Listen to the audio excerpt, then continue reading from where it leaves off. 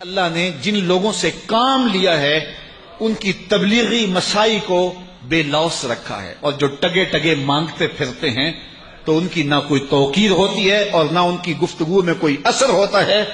اس لیے ہمیں تبلیغی مسائی کو بے لوث رکھنے کا حکم دیا گیا ہے، اور رسول کریم صلی اللہ علیہ وسلم کی زندگی ہمارے سامنے گواہ ہے۔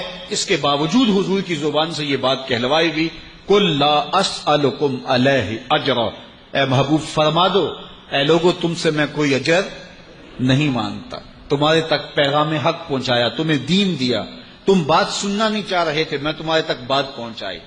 اللہ اکبر، کانوں میں انگلیاں دے لیتے، اذیتیں کھڑی کرتے، مقاومتیں، مخالفتیں، نکتہ چیندیاں، ناموافق حالات کے جھکڑ، بچھے ہوئے کانٹے، پھینکے ہوئے کوڑے، کھدے ہوئے گڑے، طائف کے بازار، مکے کی گلیاں، کیا کچھ نہیں تھا، لیکن کہا کہ میں نے اس کے باوجود تمہارے تک پیغام حق پہنچایا، اس کا کوئی اجر نہیں مانگتا، کوئی صلہ نہیں مانگتا۔ الا المودۃ فی القربى، ہاں ایک چیز تم سے مانگتا ہوں، اور وہ یہ کہ جو میرے قرابت دار ہیں ان سے محبت کرنی ہے، میری اطرت سے پیار کرنا ہے، میری اولاد سے تم نے محبت کرنی ہے، یہ ہے میرا تم سے مطالبہ۔ یہاں ایک سوال کھڑا ہوا کہ جب تبلیغ دین کو بے لوث رکھا اور اجر کی کسی صورت کو قبول نہ کیا تو اپنے قرابت داروں سے محبت بھی نہ مانگی جاتی؟ تو اس کا جواب علماء نے یہ دیا کہ قرابت داروں سے جو محبت مانگی گئی ہے یہ قرابت داروں کی ضرورت نہیں، یہ امت کی ضرورت ہے، کہ اگر وہ حضور کے قرابت داروں سے جڑ جاتے ہیں تو پھر ان کے اپنے ایمان کی، اپنے دین کی حفاظت ہوتی ہے۔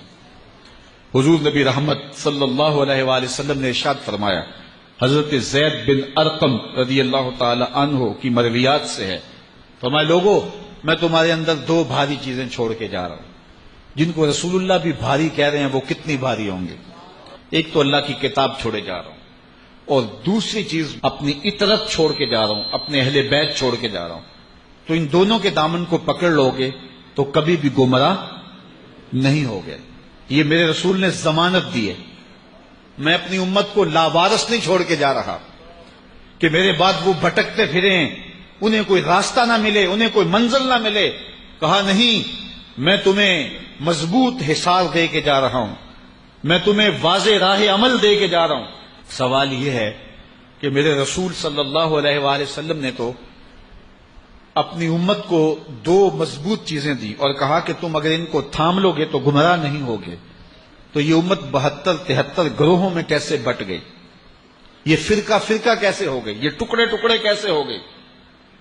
تو اس کی وجہ یہ ہے کہ کسی نے کتاب اللہ کو چھوڑا، کسی نے اہل بیت کے دامن کو چھوڑا۔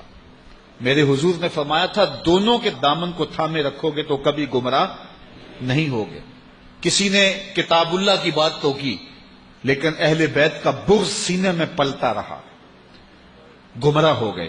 اور کسی نے اہل بیت کے نام کی دہائی تو دی، قرآن کے پارے بھی پورے نہ مانے، تو وہ بھی گمراہ ہو گئے۔